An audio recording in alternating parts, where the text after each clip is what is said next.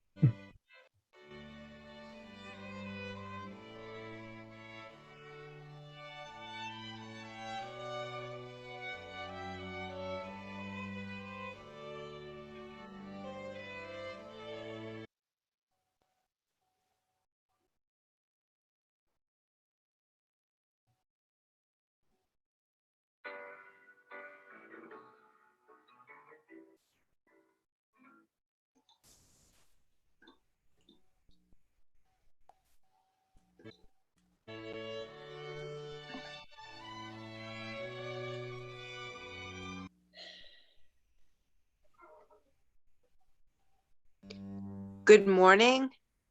Good morning. Quick question. I'm trying to find it on my I'm on a phone right now, but I'd like to see it on my lap. I just want to see it on my laptop.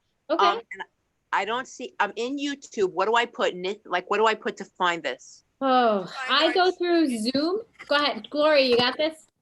Yeah, you just need to find our channel. So if you put nisca.org in the search, it should bring you to Because I saw something, but it was just general stuff. It wasn't the live stream.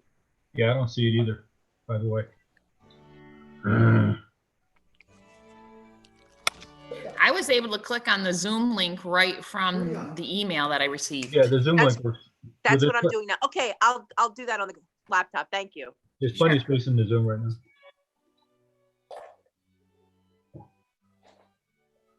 Yeah, the YouTube deal's not working like it was yesterday.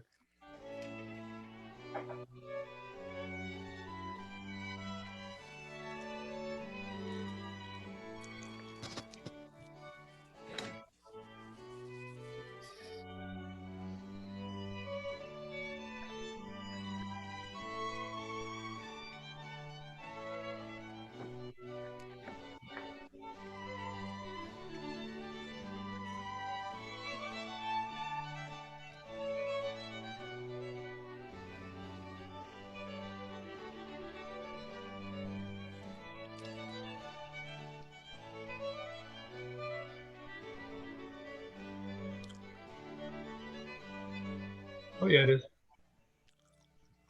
remember there's a delay.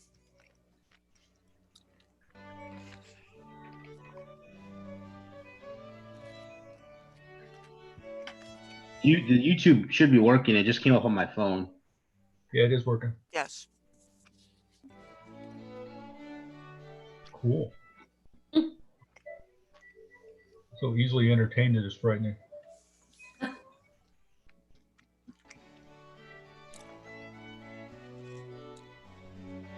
Gloria Jean, I haven't gotten my headset yet. I'm a little disappointed.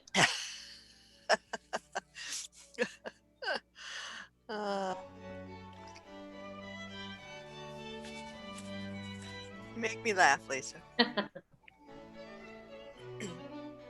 Good morning. Good morning, everyone. We're waiting just a little longer to till 11 o'clock to get started. All right. Was that Mr. Rotenda speaking before? Yeah, who's that? Lou Cintron, how are you? Hey, Lou, how you doing? My research teacher. A couple of years ago. Yes, a couple of moons ago. Okay. I recognize your voice. I should let everyone know this is being recorded.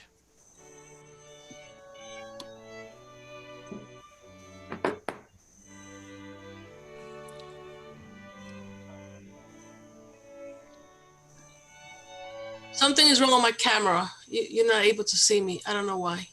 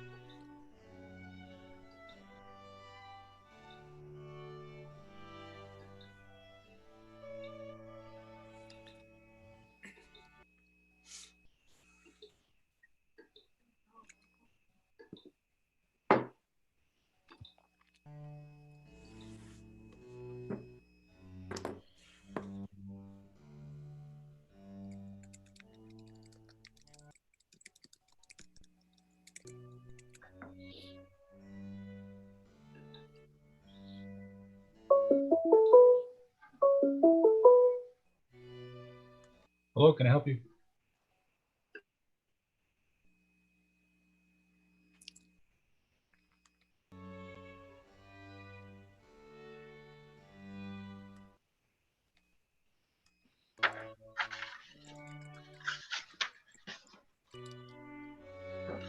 Okay.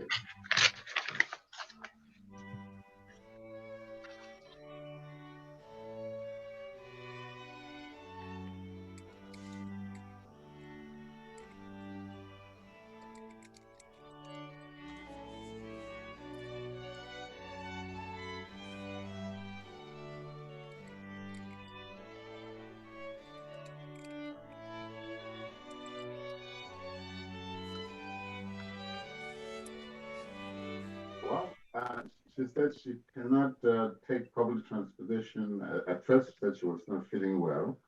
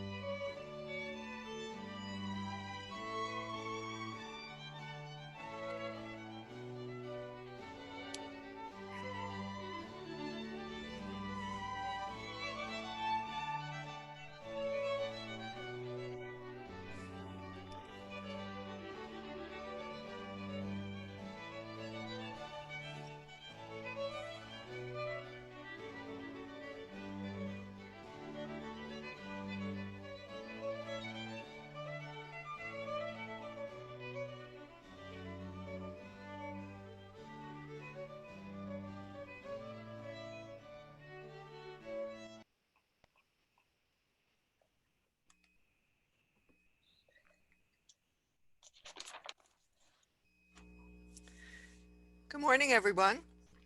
I'm Gloria Jean. I'm NISCA's chair for professional development. And welcome to our series, our Zoom series on moving from in-school to distance learning. Today's targeted at elementary school counselors. A few things to know. Number one, this is being recorded and will be available through our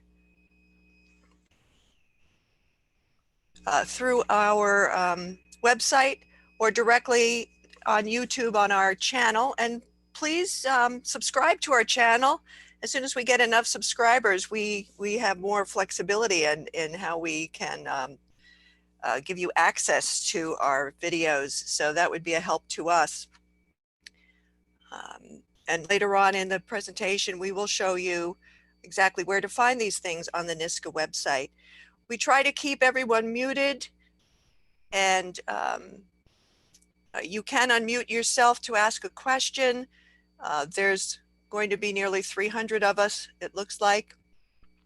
So sometimes that can be difficult, but we'll do our best to manage it. There also is a chat room where you can put questions or comments. All of this is recorded and kept and available afterwards. So do make use of all of that.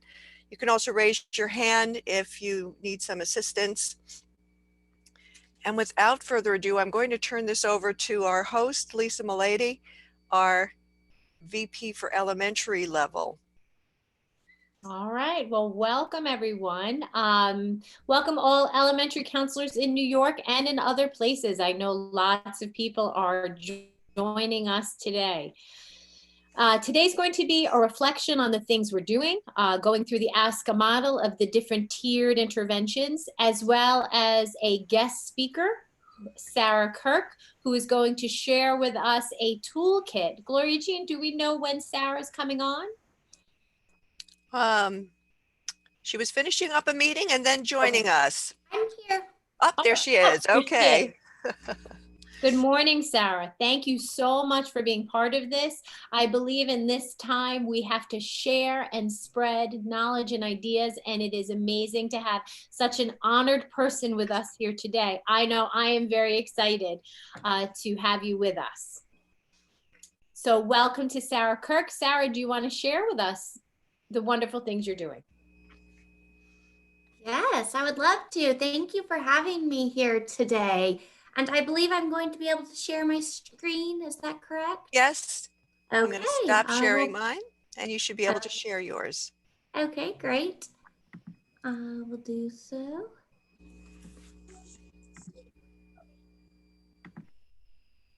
All right, so you should be able to see my screen now, and we will go ahead and get started. I know that I was told I've got about 20 minutes with you all today so that we have plenty of time for question and answers after and sharing. So I'm going to try to go really, really quickly. I was also asked to cover a lot, so we'll see what we can do in this 20 minutes, and feel free to cut me off if I'm going too long. I'm usually a little bit wordy. So first off, thank you so much for having me here today. I was scheduled to be with you all in person this weekend at your elementary day of sharing, and I have been so upset that that cannot happen, but I'm really grateful for this opportunity to be with you virtually and to be with so many school counselors who I know are doing amazing work to support your students and your families and your community during this incredibly difficult time. It's not lost on me what New York is going through right now. And so I really, a heartfelt thank you to all of you guys that are really stepping up and being there for your students and your families and your community as a whole. So again, thank you for having me, and thank you for everything you're doing. Just a little bit about me so that you know where my perspective comes from as I share with you all today. I utilize trauma-informed practices. I'm positive behavioral intervention supports trained, and that's what I implement. So you'll hear a lot today about using tiered approaches and how we can meet students' needs in that way. I won't read all of that, but that's just a little bit about where my perspective comes from. I saw a couple of you on the chat said that you heard from me last week on ASCA's webinar when we talked about the elementary school counselor toolkit, which I'm going to talk with you guys a little bit about today. So I'm grateful that some of you have already heard that and found that helpful. I am on the ASCA board of directors, so I'm excited to represent the American School Counseling Association here today as well. But more than anything, I'm a real advocate for school counseling and school counselors, and I love to connect. I love to share resources. I never ever say that something can't be replicated, because I don't believe in that. So I'm hopeful that today I leave you with some really great resources, but I don't leave you feeling overwhelmed. That's certainly, we've got plenty on our plate as it is. So I have my email address there. If I mention anything today that you don't already have access to, I've tried to provide plenty of links, but if you don't, please email me.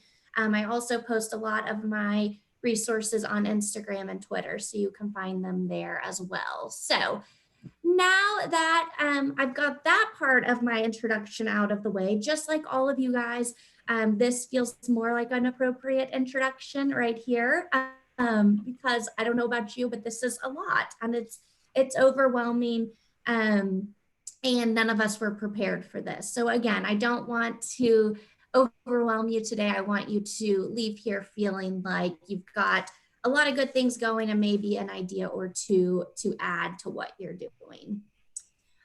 So like I said, I was asked to cover a couple of different things today, so I'm going to try to get through all of them. So we're going to spend some time talking about school counseling during this COVID-19 crisis. We're also going to spend some time talking about some elementary school counseling best practices, along with utilizing the recognized ASCA model program known as RAMP, and then I'll be here for question and answer as well. So I always said that this picture accurately describes school counselors, but I know that lately I have been a little bit more of that other days school counselor. And so if that's you, I want you to feel validated and understood, because I feel you too. But the great things about school counselors is that we get to be that some days picture. We get to really support our students and our families and our whole schools. And it's okay if you feel that second picture right now, but I'm hopeful that after today, you'll feel a little more empowered to stand strong and do what we need to do.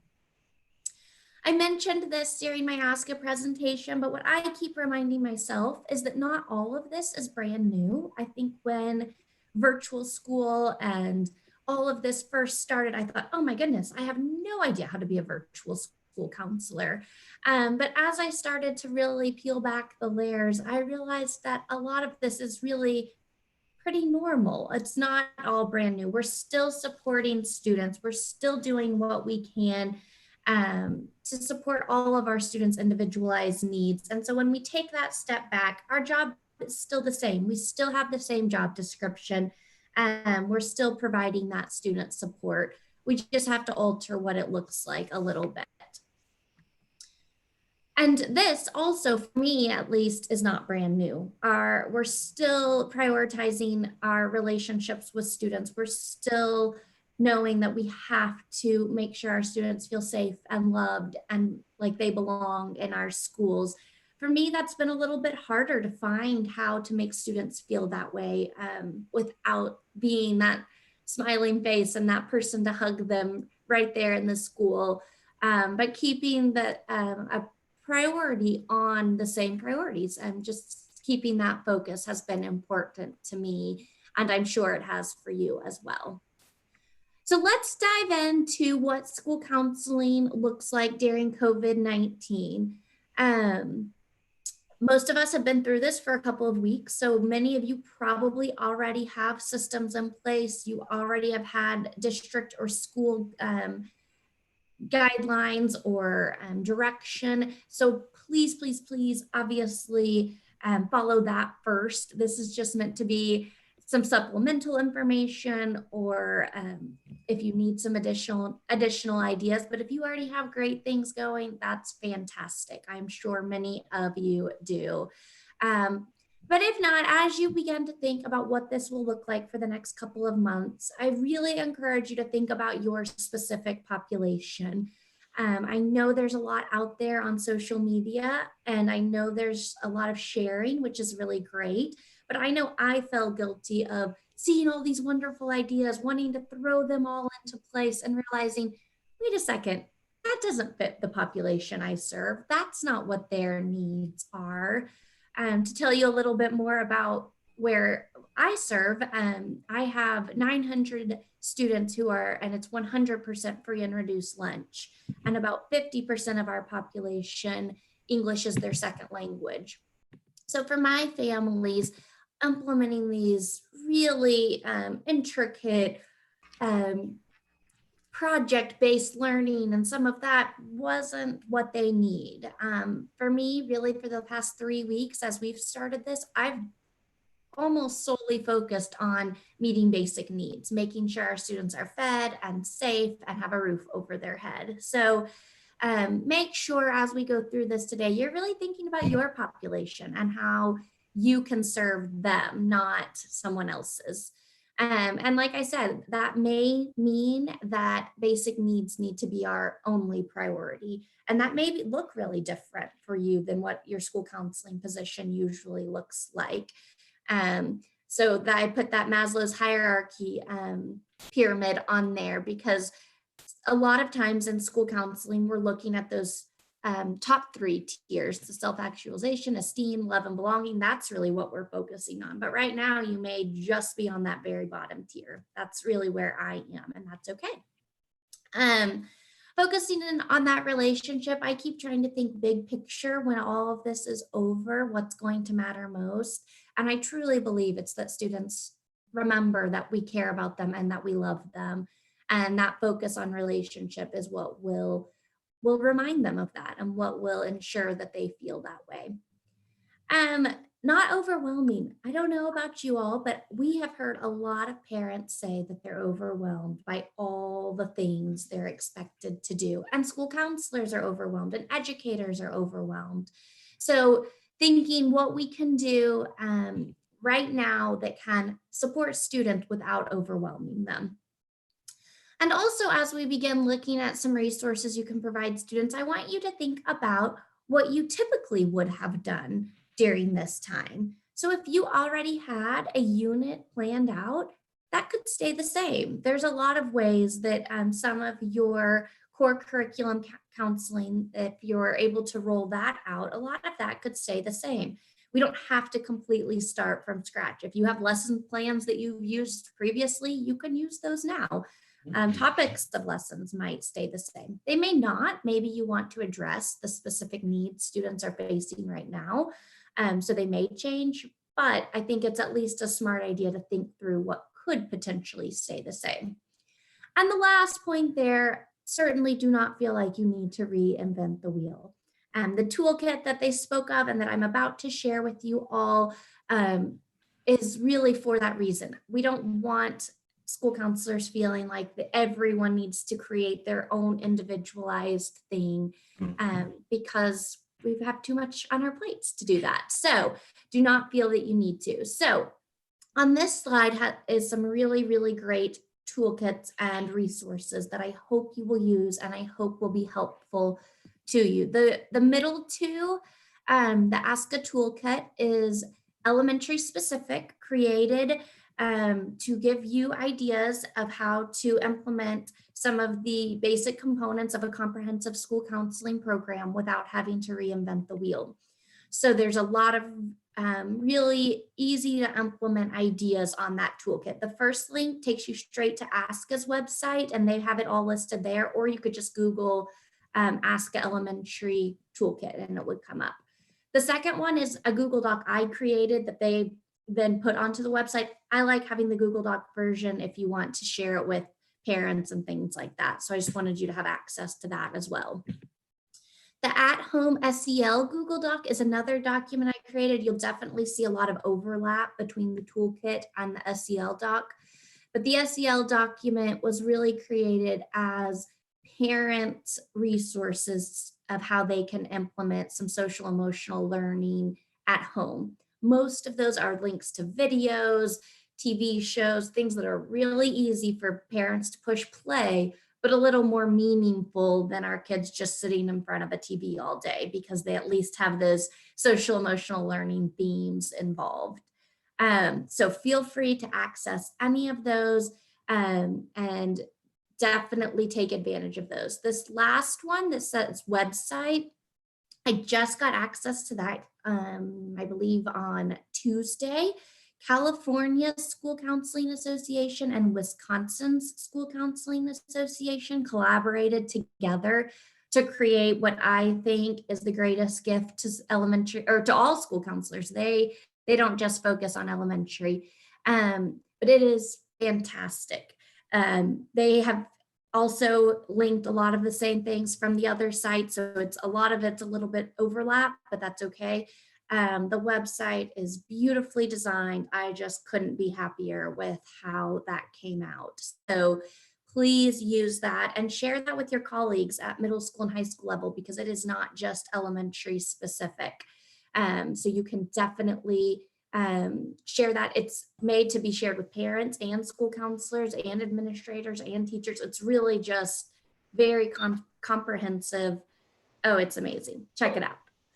So I'm going to pause there. I see some questions popping up. Are any of these questions I need to be addressing, Gloria? Well, Sarah, they're asking where if the PowerPoint will be available to them, Sure. So they can click on the links and get them, or if there's another way. Yes, I can. Is it best if I send it to you? If you send it to me, then we'll post it on the NISCA website with our other presentations. And Perfect. Yeah. Yep, I will do that the second that this is over. I would have done it earlier, but I was finishing it up this morning. I will get it you guys' way though, for sure. And if, as far as the links, the Google Docs, you probably couldn't find because those are my personal Google Docs, but the toolkit, Ask a Toolkit, you can find, and the website you can find as well if you just Google California School Counseling Association COVID-19 School Counseling website or something. But yes, we will get this to you. Thanks. Okay, let's keep on going. So some of these things I'm not going to go through all of them because most of it is just links I wanted to share with you so that when you do have this PowerPoint, you can get these. And all of these are on all of those toolkits and on the website. But these are the kind of things I was speaking of that we've been sharing a lot and that we've received, we've received positive feedback just because of how easy it is to implement. So that first column is things that you could push out as a school counselor that are really already created core curriculum counseling lessons that would not take much work on your part. I think that kids do like to see and hear you. So if you're able to, video yourself with those or something, that makes it one step, more exciting for them, but you certainly don't have to. So those are some good resources for you. And then the books, those are just linked to YouTube. Read alouds of different books that are really applicable. I've been posting some of those read alouds with just a couple of questions parents can ask their kids, and it's easy for them to do. It doesn't take planning, but it has them talking about some of those things that we really focus on in our counseling programs. And same with those TV shows, the Sesame Street and Daniel Tiger ones that are linked in the document are specific by topic. So like there was a growth mindset Daniel Tiger that I put out, and then just put a couple of key questions parents could ask their kids about their growth mindset. So those are super easy, but still continues that social emotional piece that we really focus on at the elementary level. So again, all these links will be live when you get the PowerPoint, and then all of them are also on those toolkits. Okay, so now talking a little bit about what else we can do as school counselors to meet our school's needs during this time. I've said it so many times in the last couple of weeks, but collaboration is more important than ever. We know that's important in our role as school counselors, but I feel like now it's more important than ever. So these are just some ideas that I've come across or others have shared with me. I kind of broke it up into the school-wide collaboration, parent, and then staff. But looking at some of the school-wide ideas, I know I've seen a lot of schools doing virtual spirit days and weeks, doing morning announcement videos, post on Facebook, just things that maybe you typically did, but finding a way to do it virtually can really, really increase the community feel and the culture of your school. So again, don't start morning announcements if you didn't do it before, maybe, but if it's something you did, find a way to replicate that. I've seen some schools doing really fun things like scavenger hunts. So they put out 3 random objects for their students to find, and the first to find them post a picture or something. Just fun things. Again, just community building. A couple of other school counselors told me they're doing What's Up Wednesdays or lunch bunches on Zoom, where any students can join in and just touch base with the counselor. So just those same kind of school-wide supports you might have offered before. One thing I've done and I've had a lot of success with is my school is still doing community circles via Zoom. So I've jumped into those and done little mindful moments during those. Doesn't take much time. The teacher still has the majority of the time, but they're seeing my face. I'm continuing that relationship and hopefully teaching them a skill that's helpful during this time. So if you're able to do that, I think that's awesome. And then another thing that I've done, and I had a lot of counselors ask me about this, was a Google form that students can self-refer to talk to a counselor. I just created a very simple Google form and put it out on our website, and I had teachers share it with their students because I was worried about those kids who needed someone and didn't know how to get a hold of us, who would usually just stop by my office. So that was something that I created and I've had good success with. I've had several students reach out on that weren't on my list of student concerns. So that's been great too. And when we're thinking about how we can support parents in that collaborative effort, and that at-home SEL document I talked about is what I've shared. I know that there's lots of great coping strategies, at-home coping strategies. Some counselors have great free resources on Teacher Pay Teachers right now. So check those out if that would be beneficial for your families. And we've talked to our families about creating a quiet or safe place or calm corner at their home, because that's something we have in our school classroom. So how can we replicate that for while students are having school from home? So that's a link of how parents could do that. Coffee with the counselor. I'm not doing that right now, but some of my colleagues are offering time for parents to come on Zoom and meet with you if they just informally time together. And then that same Google form could be used for parents to self-refer to a counselor as well, whether if they need to talk to you or they need their child to talk to you. So I use the exact same one. I just sent it out to both parents and students. Staff support, I think this is more important than ever. I feel like this is what I've spent a lot of my time doing. Making sure our staff feels supported. They're overwhelmed, of course, too, and they're having to really enter into a realm they never knew or never expected. And so I've spent a lot of time checking in with my staff. We do different little self-care ideas once a week in our staff meetings. Any sort of morale boosters at tomorrow's staff meeting, we're doing crazy hat day, things like that. Silly, but just makes it a little bit more fun, something to laugh about. One of our principals is sending out daily memes. I don't know if you've seen all the funny memes, but I love them and our staff loves them. So he just sends one out every day, just a good comic relief.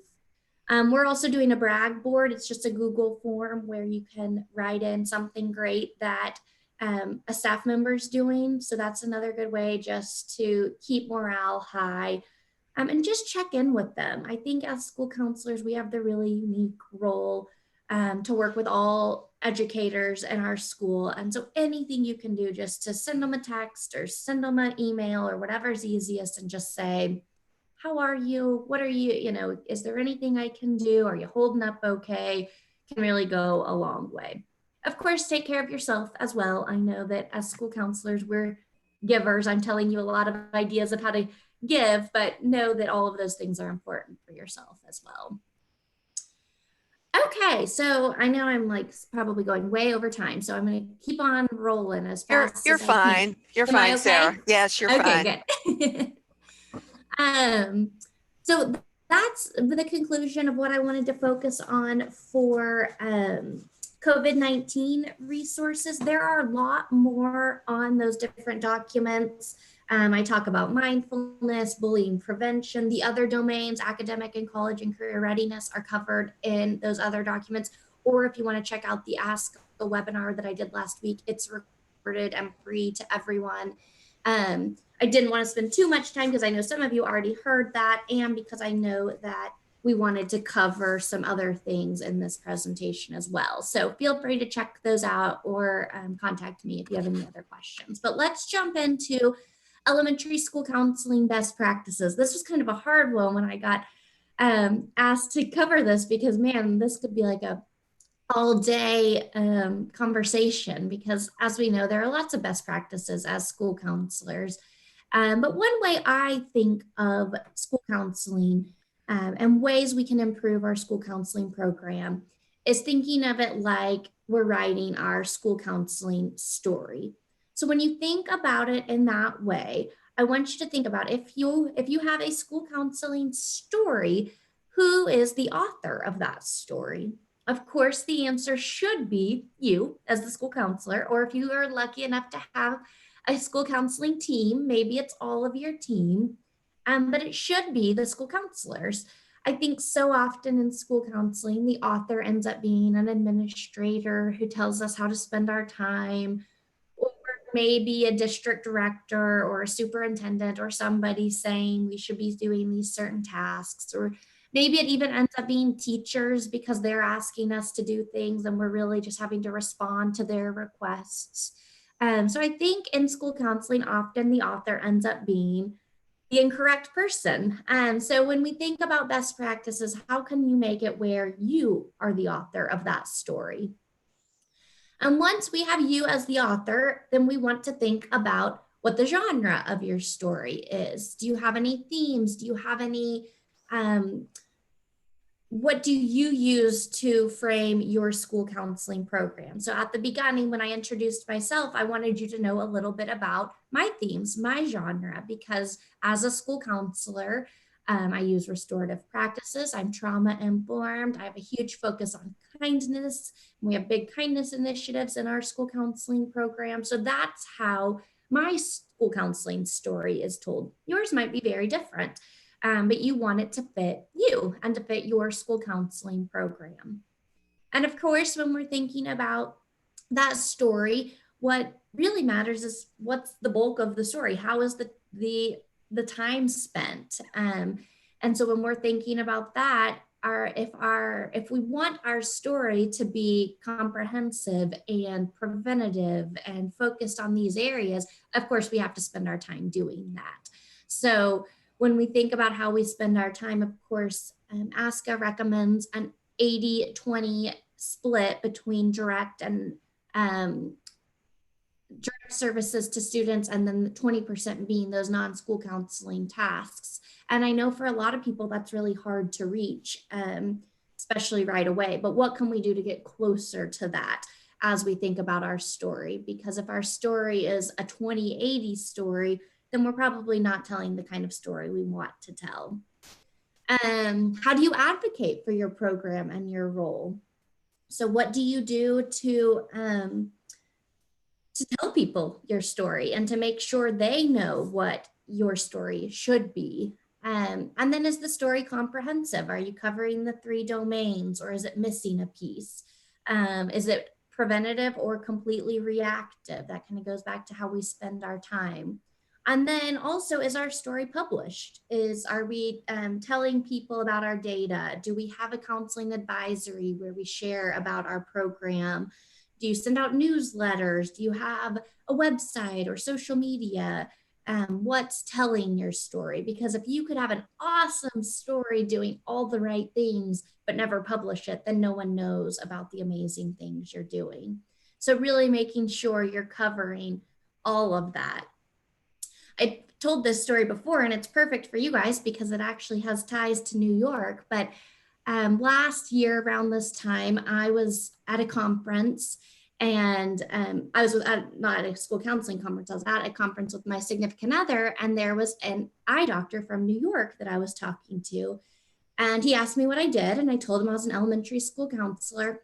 And the look on his face was priceless. I wish I could have captured it, because it was just like complete confusion. He had no idea what I meant by saying I'm an elementary school counselor. And in that moment, I realized he was not being unkind or anything. He just had no idea that that job existed. And so I tell that story frequently because that gave me an opportunity to tell my story and to tell my school counseling story. And what do I want that story to look like? But there's lots of people just like him who just have no idea what it is that we do and what our role is. So telling that story is certainly very important. And of course, with all good writing, it takes time, it takes patience, it takes practice, and it takes many drafts. So we're not going to get there right away, but what can we do to work towards that? And as we think about what we can do to work towards that story that we're really proud of and that we want to tell, is the perfect time to talk a little bit about RAMP. For those of you who are not familiar, RAMP stands for Recognized ASCA, and of course ASCA is American School Counselor Association Model Program. And RAMP is a process that includes, the new model includes 10 components where you really show that you have a comprehensive data-driven school counseling program. RAMP is kind of the top tier for school counseling programs. When I started the RAMP process, it was very overwhelming. It's a big process, it's lengthy, and it can seem daunting. And the main thing I want to mention about this today is that you do not, while there are 10 components, you do not have to set off to accomplish all 10 components at once. I started my RAMP process 5 years ago and just received RAMP recognition this past year. It was a pretty slow process because it's a lot, and it encompasses everything that a comprehensive school counseling program encompasses. So starting somewhere is still going to strengthen your school counseling program. So if you were to add 1 or 2 components, your school counseling program is going to be stronger and your students are going to be better served. So it's still a great thing for your program, even if you're not applying to be RAMP right away. So keep that in mind. I know a lot of school counselors, when they hear RAMP, they're just like, no way, no how, I will never. And even if you have no intentions of ever completing the application process, still looking at the rubric and looking at those components can help you strengthen your school counseling program, which again is going to better serve kids. And that's our whole job. That's what we want to do. So it's certainly a best practice. So it goes along perfectly with what we were just talking about, but it doesn't have to be done all at once. I could talk again all day about RAMP and about the different components. And I know we don't have time for that today, but my encouragement to you and to everyone is just to start somewhere and see how much it strengthens your program. I know for me, I started with a counseling advisory committee, and I did that because I wanted some feedback on what to do. And that just kind of spiraled and grew and snowballed into a really great thing, and really started leading my school counseling program to really high levels of success, all because I just started with that one component. I didn't start with that with the intention of applying for RAMP, but that helped me lead to RAMP. So it was a really great progression for my school counseling program. And of course, along the way, I got to see the great successes of a comprehensive school counseling program. So it was really neat to see. Okay, so I'm coming to the end of what I wanted to share with you all today. I love sharing this Mr. Rogers quote, and I think it's more relevant now than ever, because it says, "We live in a world in which we need to share responsibility. It's easy to say, it's not my child, not my community, not my world, not my problem. Then there are those who see the need and respond, and I consider those people my heroes." And I know all of you are those people, not only now during this crisis, but always. And I'm really grateful that your students have you in their corner and that you're here wanting to learn more about how you can strengthen the services that you provide to your students. And while all of this is so overwhelming, I hope that you'll take time to reflect and see that you're doing great work now, and that you always are, that the school counselors always have that ability to do great work. So we're to the questions part. I know I've seen a bunch of them pop up on the chat, but I can't see them right now while my screen is shared. So well, folks, Gloria, are there any specific questions? Folks were asking about the PowerPoint, and there was an earlier question about, if I could go back a ways, to your student self-referral form. There was a request for that. Is that link in your PowerPoint to the student? It's not, but I will add it because I got that request a lot from my Ask a Presentation. Okay. So I'll go ahead and add it. I'll make note to do that right now. There's many comments, several comments about transition and returning to school, which is wondering if people are looking at that. So that was just another topic that came up. But let's open it up to questions for Sara, and I'm going to turn this back over to our VP Elementary, Lisa Milady, to host. And I will share my screen. I just had to unmute. Sara, one of the questions was, who would be part of your advisory committee? Sure, great question. Like I said, I could talk so much about each of those RAMP components, so ask specific questions because it's too hard to cover it all. A counseling advisory committee, I've done whole presentations on this, so I love talking about it. A counseling advisory committee at the elementary level, which I know is the majority of our audience here today,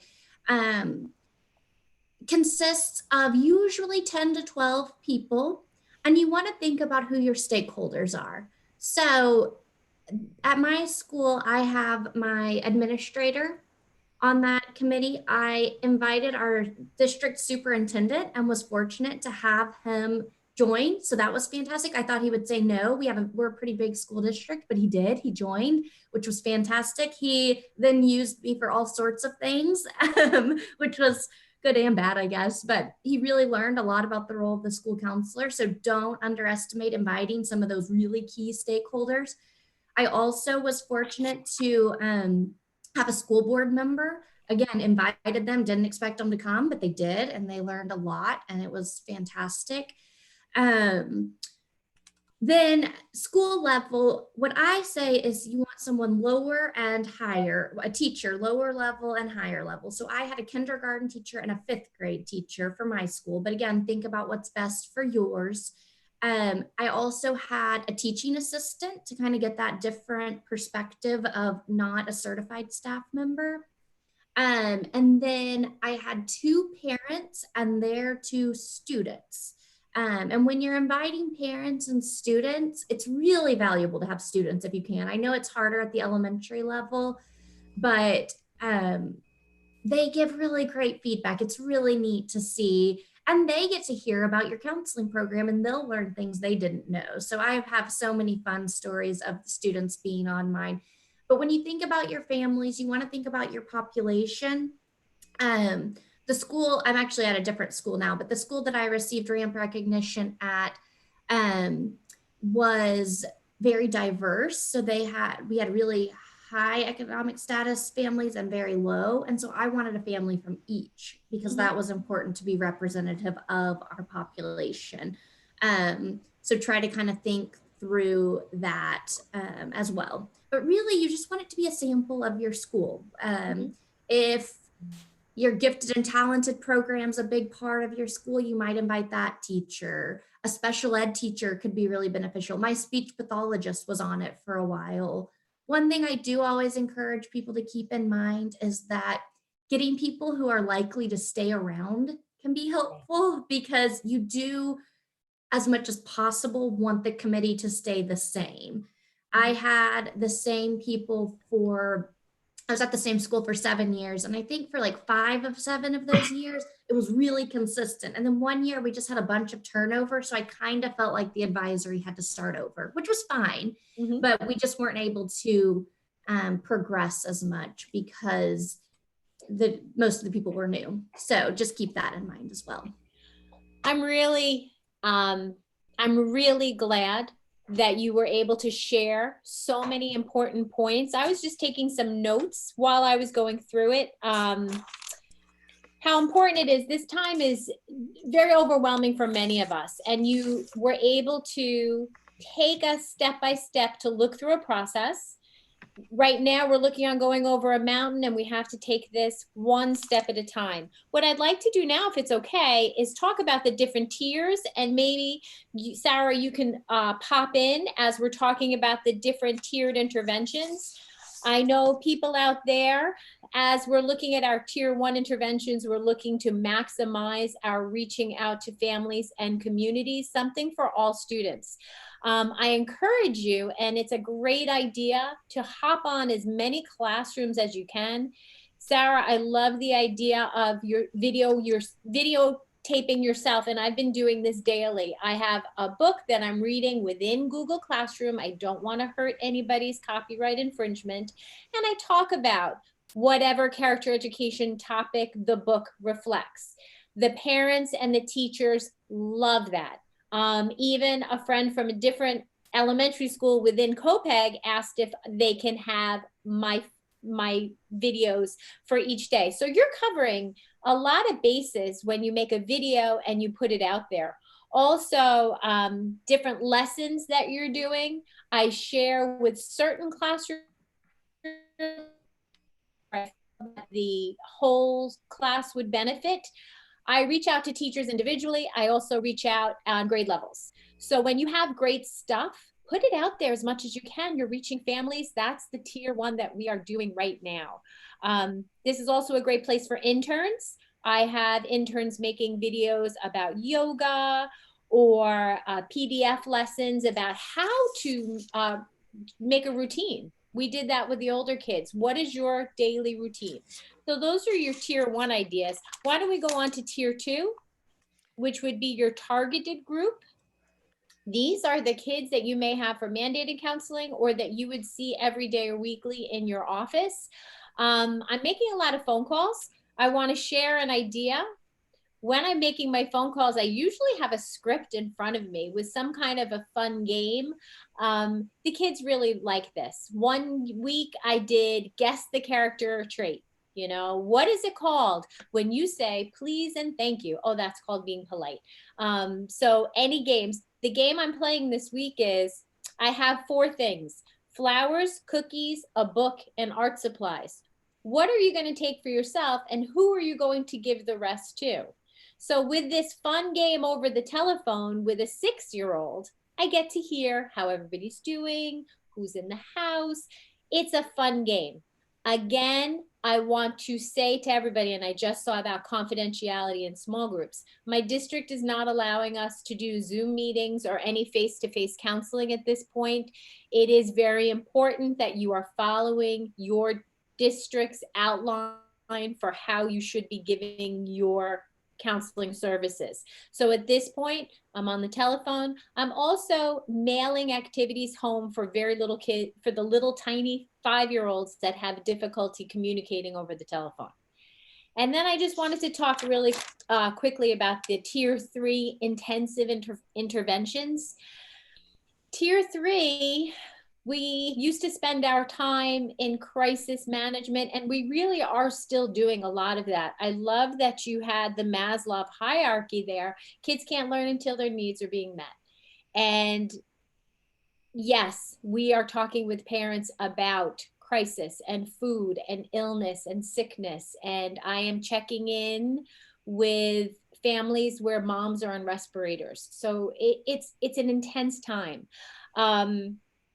What I want to tell you, I'm finding I am giving IEP strategies to the parents.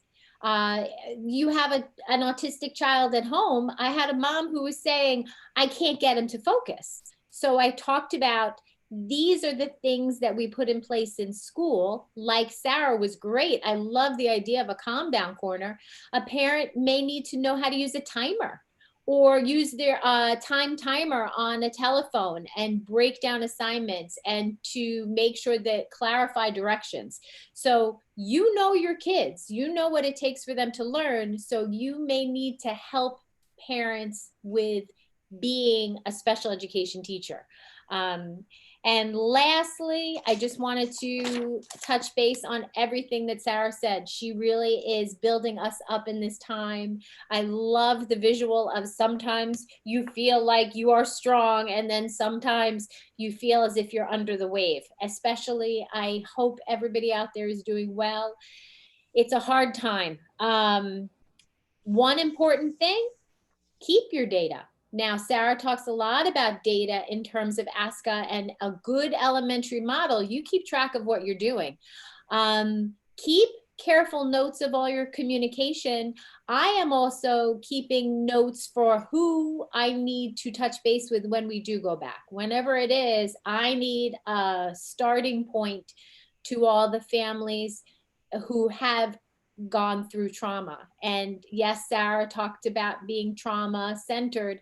The first part about helping any child through trauma is that relationship. So what we are doing, the most important thing we are doing, is keeping in touch with families, keeping in touch with those kids. We have to be trusted, safe people for them. I love the Google document idea, Sara. I think that's fabulous. So thank you, everybody. We have a whole bunch of people here today. I hope we were able to share some ideas. And Gloria, I'm looking for a bunch of questions on Yes, yes. One of the questions was ideas for when you work in multiple schools. Yes. Yes, this is when I would rely a lot on my platform. I don't know if you have a Google Classroom or even creating a YouTube channel. I have created that. I have some lessons that I've recorded on YouTube channels. Be careful. Some districts want you to use Facebook. Some districts don't want you to use Facebooks, but you can get information out to families on whatever platform your district is using. Parent Square, Flipgrid, there's a lot of great stuff out there. I see Sarah shaking her head. Yeah. Yes. Well, and I think I saw some of you said you're at 4 schools, which is just crazy and breaks my heart for you guys. But truly, in this setting, I think you're actually set up for that, because I'm not teaching any live counseling lessons right now, even though I'm only at 1 school, because our teachers' Zoom time with their classes is so limited. So create 1 video, push it out to all of them, and they don't know that you're not doing individual ones for just them. So I think it's a really great thing. And I also wanted to address a question I saw a lot, which is copyright. And I get asked that a lot, because if anyone's seen my YouTube videos, I do read stories in them. And I did consult with a lawyer before I did this, and I pretty much got told, yes, it's going to be considered breaking copyright if you just sit there and read a book and show the pictures and just do that. What my explanation is that I'm teaching a full lesson, just like I would have been in the school using books. It's not just me showing the book.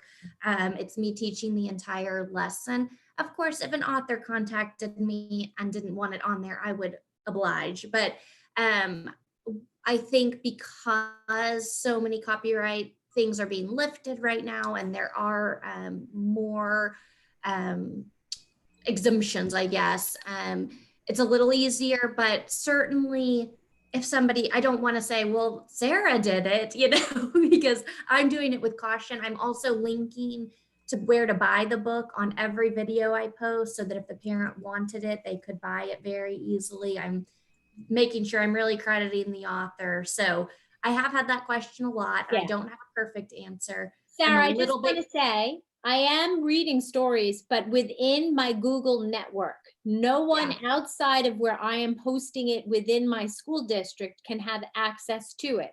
Yes, and that's a good solution too. Yes. I am not, but but there's also many authors that are reading their own stories and putting it on YouTube. So if you are sitting looking to share things with kids, there are a lot of even celebrity readings out there right now.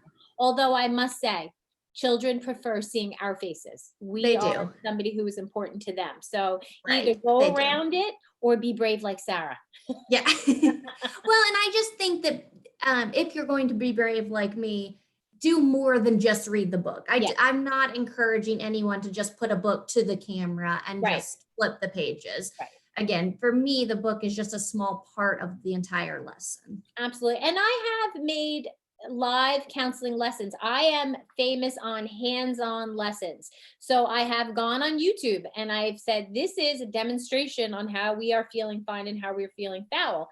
So I am encouraging everybody to be creative and to trust yourself and get on the video. I'm an old lady and I'm getting there and I look at myself, but it's not how I look. It's the emotion and what I'm giving to families. Yeah. So I am saying, I'm giving a shout out to everybody sitting in your kitchen. Turn the camera around, do something for the kids. It'll make you feel good. It feels really good to share your craft and your heart with other people. Yeah. Yeah. There was a question about where to find these fun games that you've been mentioning. Oh, for me, Lisa? Well, I think so. Anyone. Okay.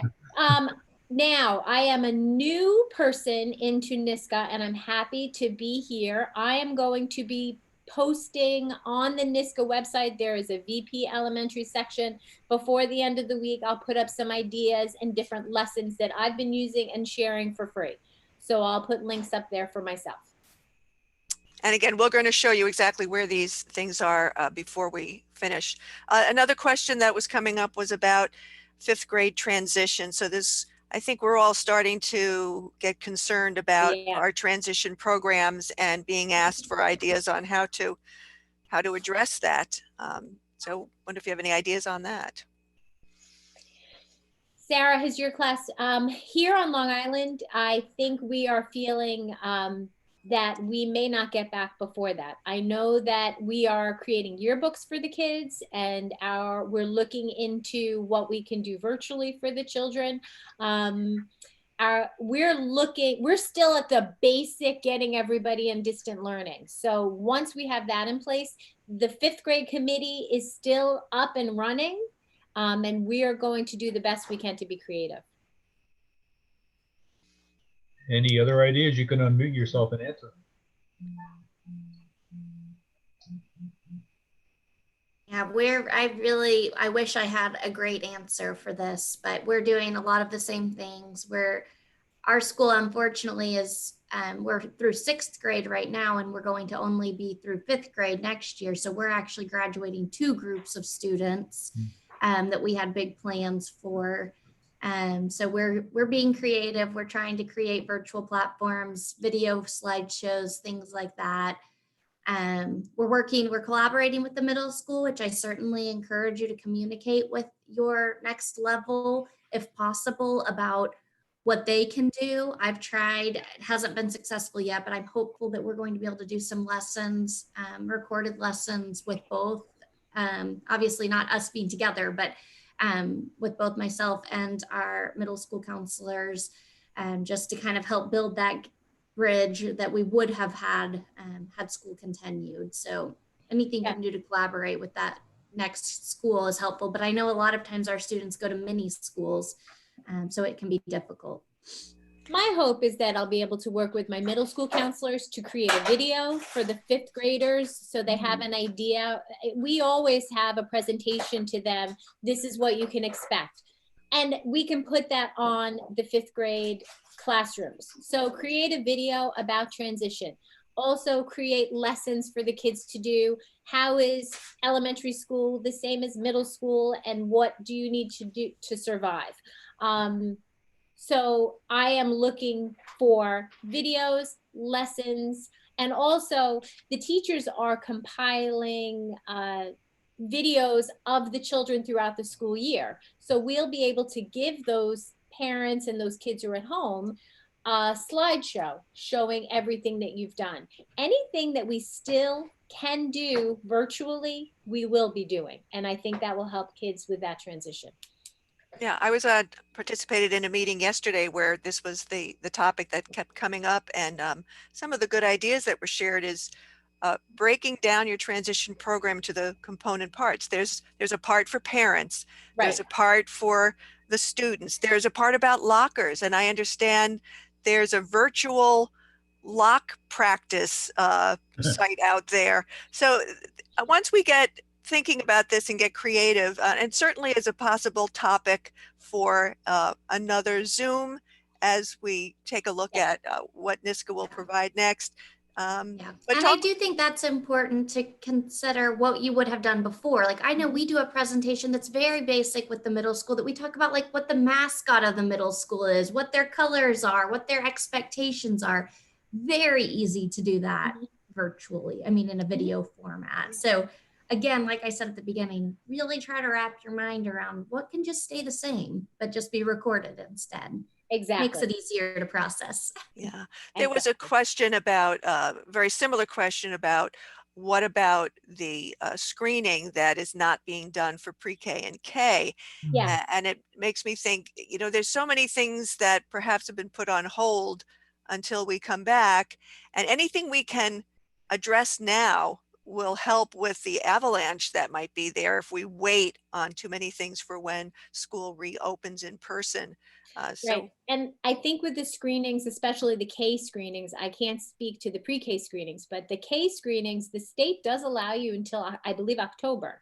So many schools like to do it ahead of time to create balanced classes, just like the regions have been canceled and sometimes the deadlines may be extended. I think perhaps incoming kindergarten kids, we may be doing screenings after they arrive, which is a little bit harder.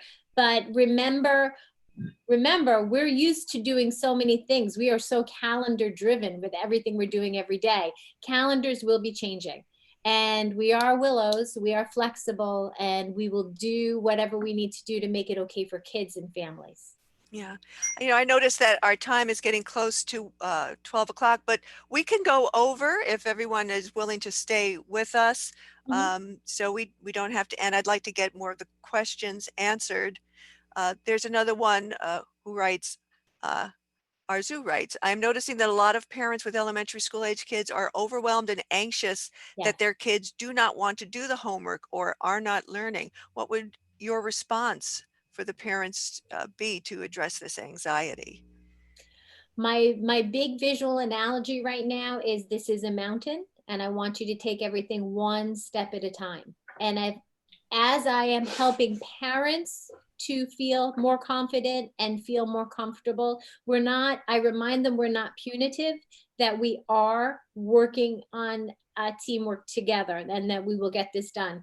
I was talking to a child, and I'll just give everybody this quick analogy because maybe you can use it too.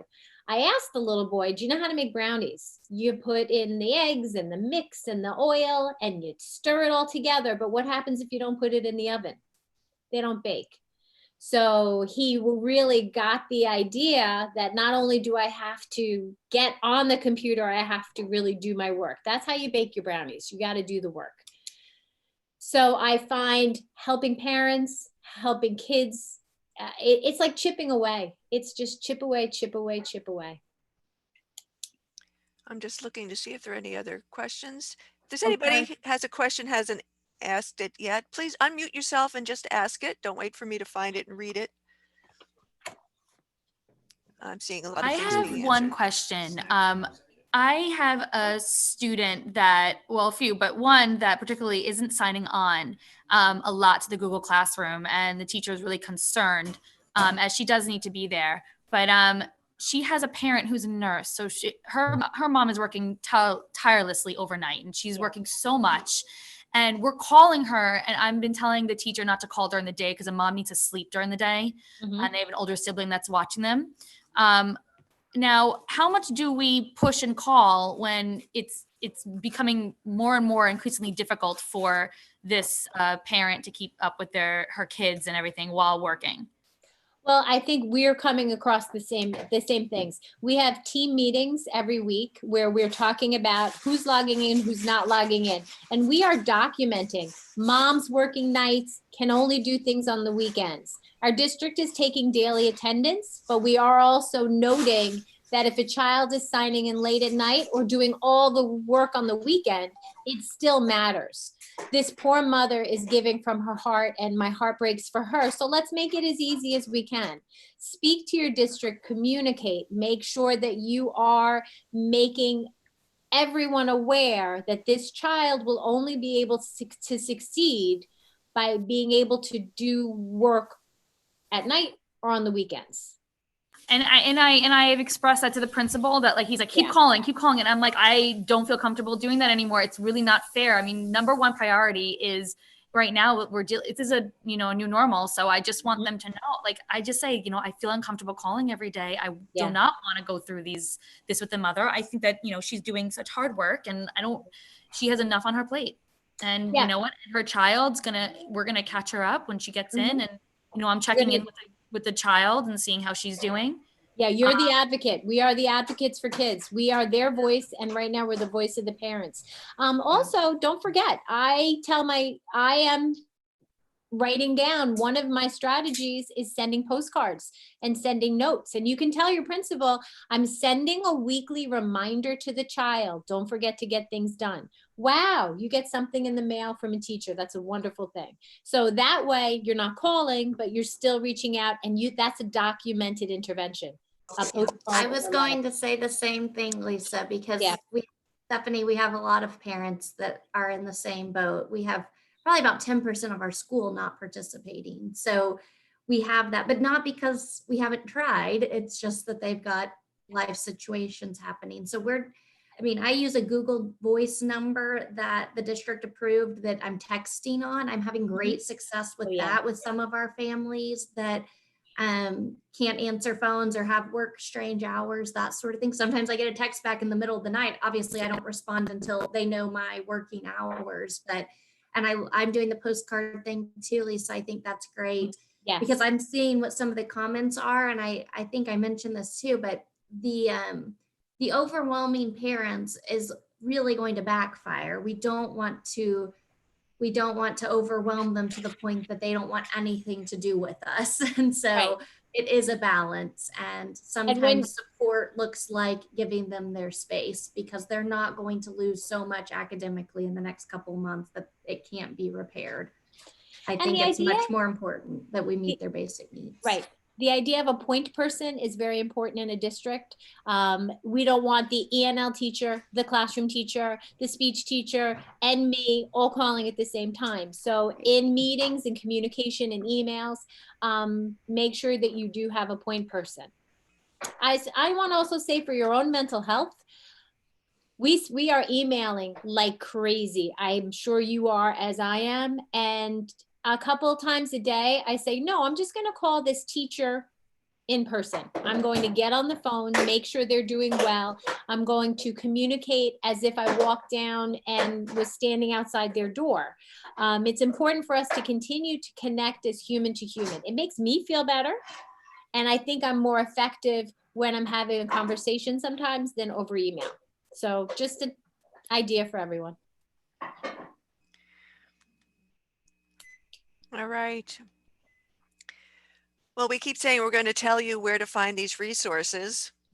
On the NISCA page, this is what you will see where it says coronavirus resources. That's a scrolling screen that changes to several other messages. But when this one comes up, click on it and it brings you to our coronavirus resources page where we have links to not only this presentation, but all of the presentations by our vice presidents for levels. So we have some secondary, middle school, director supervisors, and also our counselor educators. You'll be able to find the chat there. You'll be able to find the PowerPoint, which Sarah has already emailed to me, and I will get that to our webmaster to get up on our website. And don't forget to check out our YouTube channel where we post, where we also post these recordings. And if you like what you've been seeing, well, and this is just a reference to some of the key coronavirus web pages, NISCA, ASCA's, and also our state education department. But if these meetings have been open to anyone, but if you're not a NISCA member yet, we hope you can see the value in our trying to reach all of the school counselors in New York State with important information. And please consider joining. See now what your $50 does. It would be support for your professional association. And you can find that information on the NISCA website, just clicking on the membership tab. Thank you, everyone. Thank you, Gloria. Thank you, Sarah. This is just wonderful to be a part of. Yes, Sarah, thank you so much for joining us from Oklahoma. This is something that has brought the whole country together in a lot of ways. We are really all in the same boat and can support one another. And we're so glad you're able to join us virtually. Someday Yes, well, thank you so much for having me. Yes. Thank you from New York City. Yes. Thank you, everyone. Thank you. Thank you. Have a great day. You too. Thanks.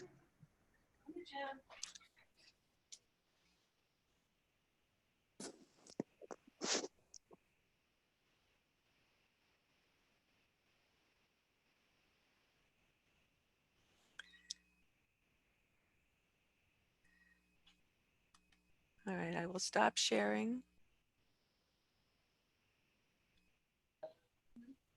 Thank you again, Sarah. I just can't wait to